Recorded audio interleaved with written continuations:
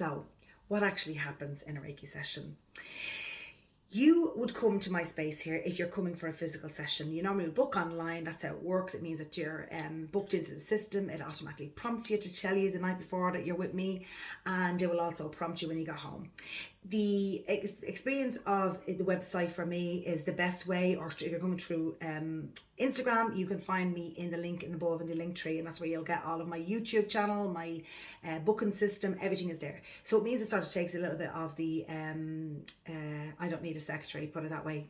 My website is doing it itself. When you turn up here, you are meant to be here. Your guides have brought you to my door because there's some form of resonance between you and me. I've either walked the walk that you've walked, and I know how to deal with that because I've gone through it myself, or there's an experience where there's some form of resonance between us. In other words, if there's an experience of alcoholism in the family, if there's an experience of a sick child in the family, is there an experience of, because I've gone through that in my own experiences, the client will be able to let go and open their book up to me because I've also walked the walk. Most times there's a resonance between me and you. When you get here and you get up on the bed, before I put you on the bed, we talk about your experiences. Have you ever had experience before with Reiki? Have you ever experienced with energy work before? Because there's also all different modalities of energy healing. You'd come talk to me about your experience first, and then I would give you my analogy of what Reiki is so you understand what it is that you're here for. Then I explain to you all about what will happen when you get on the bed. So the experience that you have on the bed would be emotion coming up. That's a good thing. I love criers because for me, you're going to really leave loads of heavy energy behind when you let go through emotion, through tears. Laughter may happen. You may find that you want to laugh and don't know you have an uncontrollable laughing. You might find that you are burping a lot. That's a transmutation of energy. Yawning a lot on the bed, sighing a lot on the bed. You have an out of some form. So the energy wants to get out of your body, the negative energy, and the only way out is through those avenues or through those ways.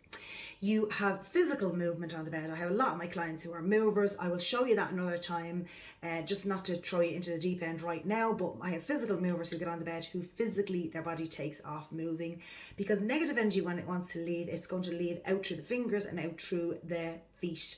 So sometimes the hands will be on the bed and the hands will be twitching like this, twitching, or your hands will want to direct itself off the bed, literally hang down onto the ground, because your guides know that the negative energy that you're carrying on your chest wants to flow off of your arms and down to the floor. So that's what we get with movement in the body.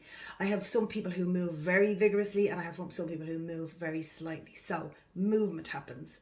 You can also have an experience where you are aware that you're floating. You feel like you're floating out of your body. You feel like you're up over your body, which you are, because the physical body is on the bed with me and Hazel does that job. The spirit body will lift up and out, which it does every single night when you go to bed. Hence why when you're going to bed at night time, you might have that feeling of falling, like you're falling off a cliff or falling downstairs. That is the spirit falling back in, because the spirit has floated out, and your body, just before you're about to wake up, your spirit has to come right back in really fast, and your brain gives you an image of falling off a cliff, downstairs, falling off a step. The experience when you're on the bed here is that feeling of being out of body, like an out of body experience. You will not have an experience here that's going to frighten you. Your guides will not do that. Your guides know you. They know what you can handle. They will not give you anything that you can't handle. They give it to you in baby steps, or I say, you never give a baby fill a steak. You give a baby milk and you build them up. So they give it slow. That experience of feeling the awareness of being out and your body is below you on the bed and you feel like your body is dead or heavy, that's also very normal.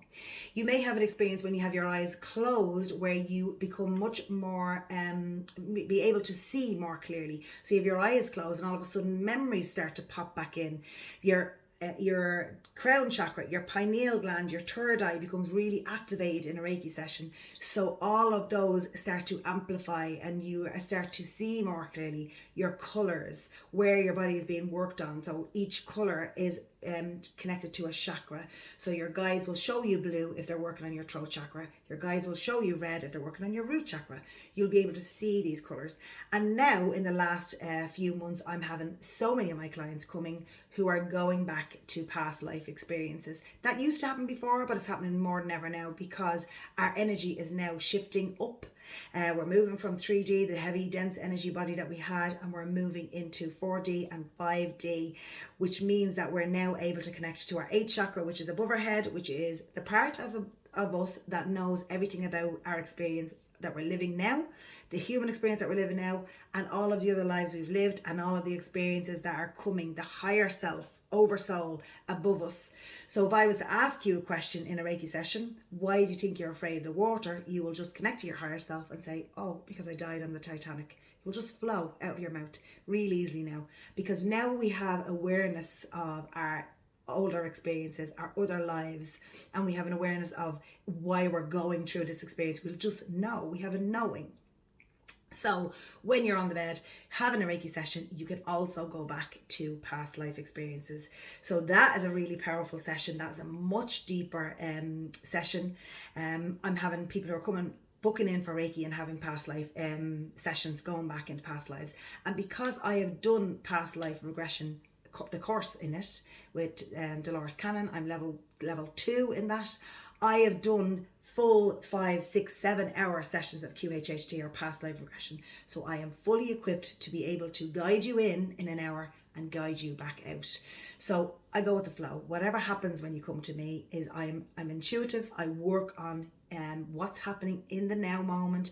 When you're in your experience here with me, what's happening here right in that moment, I go with my gut instinct, so I'm able to be fully equipped to be able to work on you for whatever you need when you're on the bed. You may need to want to go back to a past life when, you know, you've had a harrowing experience or have got some trauma from that life that you're still holding in your energetic body now. So I just go with the flow, see what happens. So those experiences you can have when you're coming to me for a Reiki session. Even though Reiki is working with energy, I am a channel for the light, but I'm also a channel for light language. I'm also a channel for working with the energy itself, and my hands will take off moving over you. So the guides use my hands as a tool, like collecting energy, pulling off. It looks, sometimes it feels like ropes of energy being pulled off the body, but I will intuitively work when you're coming to me for a Reiki session. So even though we say Reiki, it's all of the modalities of healing, all under the one umbrella of Halo Therapies. So I hope that was enough information for you to understand what it is and why you're coming to me. And when you are brought to my door here, you are brought to me because there is a resonance. You're meant to be here with me because of something that I'm going to help you with or teach you. And that's why your guides and my guides talk to each other to bring us down here together.